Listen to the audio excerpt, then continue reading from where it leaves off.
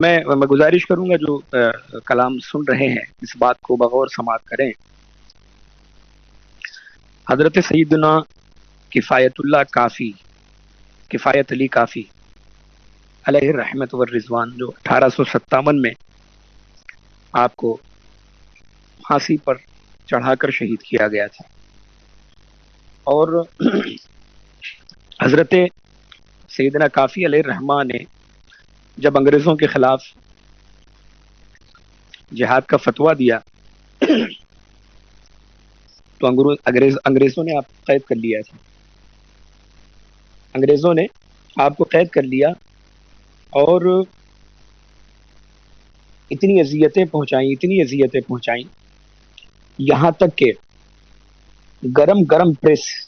یعنی جس سے ہم پریس کرتے ہیں، اس پریس کو آپ کے جسم پر رگڑا گیا، اور اس پر بھی بس نہیں کیا بلکہ اس پر نمک اور مرچیاں جو ہیں، نمک اور مرچیاں رگڑی گئیں، اور اسی رات میں حضرت سیدنا کفایت علی کافی علیہ الرحمٰ نے سرکار دو عالم صلی اللہ تعالی علیہ وسلم کو خواب میں دیکھا، آپ نے زیارت کی تھی ماشاءاللہ، اور سرکار مدینہ صلی اللہ تعالی علیہ وسلم نے آپ کو شہادت کی خوشخبری بھی سنائی تھی ماشاءاللہ۔ تو اگلے دن جب آپ کو پھانسی کے پھندے پر لے جایا گیا تو انگریزوں نے خواہش پوچھی تھی، ان کے حواریوں نے خواہش پوچھی تھی کہ آپ کی آخری خواہش کیا ہے؟ تو حضرت سیدنا کفایت علی کافی علیہ الرحمٰ نے جو آخری خواہش کا اظہار کیا تھا، ہم اس خواہش پر قربان جائیں، آپ نے فرمایا مجھے ایک قلم اور ایک کاغذ کی ضرورت ہے۔ تو قلم اور کاغذ پیش کیا گیا، اور جب قلم اور کاغذ پیش کیا گیا، اللہ اکبر، تو اس پھانسی کے پھندے پر، تخت دار پر آپ نے ایک کلام لکھا، وہ کلام میں پیش کروں گا، اور یہ بالخصوص ہمارے نذیر بھائی کی خاص فرمائش ہے، اس کو آپ سماعت فرمائیں۔ مدینے پاک سے محترم ربیع النور بھائی جڑے ہوئے ہیں ماشاءاللہ، آپ سے گزارش ہے ربیع النور بھائی کی میرے لیے خاص دعا سرکار کی بارگاہ میں، جب بھی آپ کا دل لگے، جب بھی آپ دیار حبیب صلی اللہ تعالی علیہ وسلم کی طرف متوجہ ہوں تو اس گنہگار کے لیے ضرور دعا کیجیے گا۔ میں وہ کلام پیش کر رہا ہوں، سماعت فرمائیں۔ کوئی گل باقی رہے گا نہ چمن رہ جائے گا،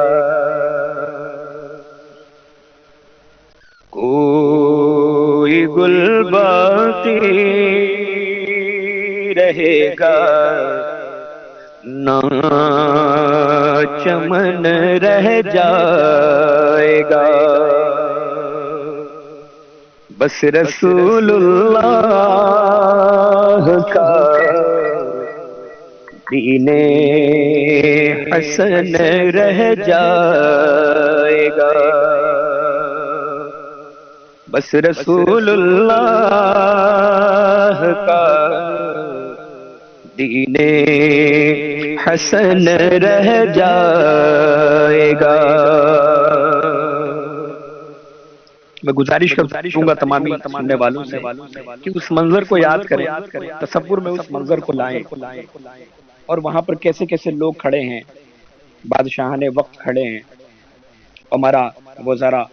سب کھڑے ہیں، اور اس شعر کو آپ سماعت کریں۔ میں چاہوں گا کہ وہ تصور میں لائیں کہ حضرت سیدنا کفایت علی کافی تخت دار پر ہیں، یہ کلام لکھ رہے ہیں، اللہ اکبر۔ شعر سماعت فرمائیں۔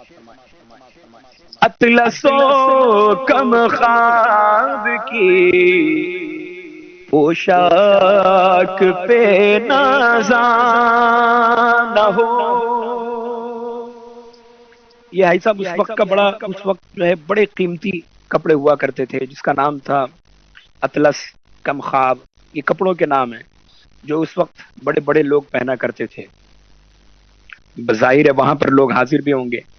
فرماتے ہیں اطلسو کم خواب کی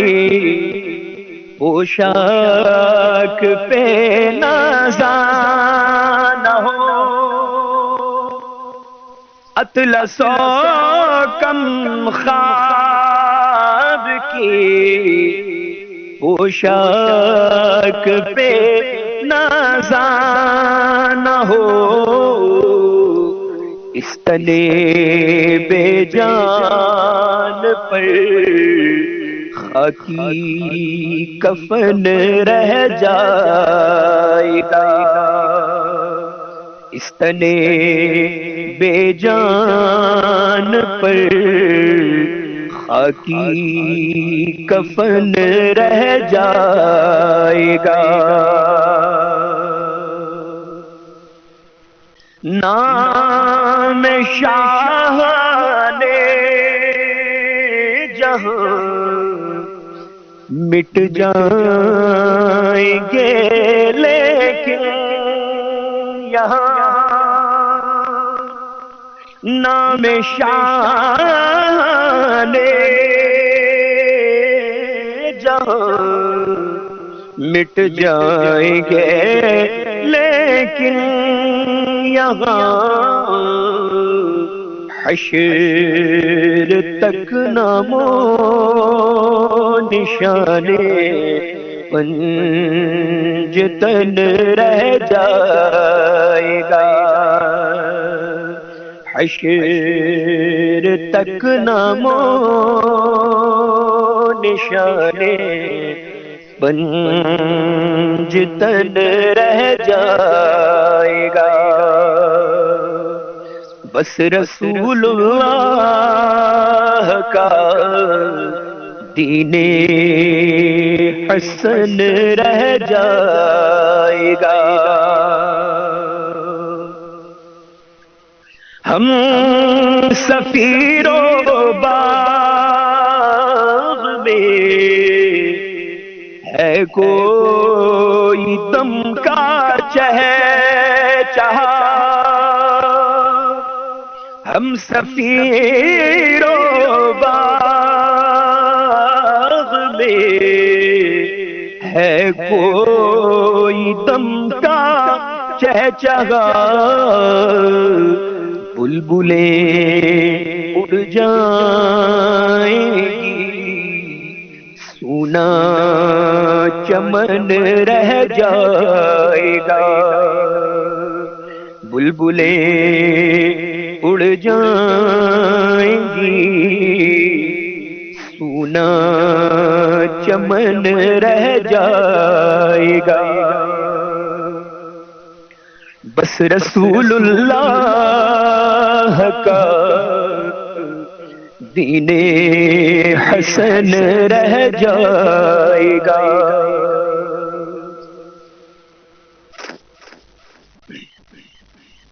اور یہ شعر بھی سماعت کریں ایسا،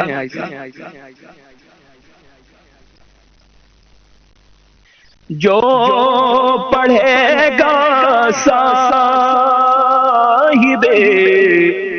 لولاک کے اوپر درود،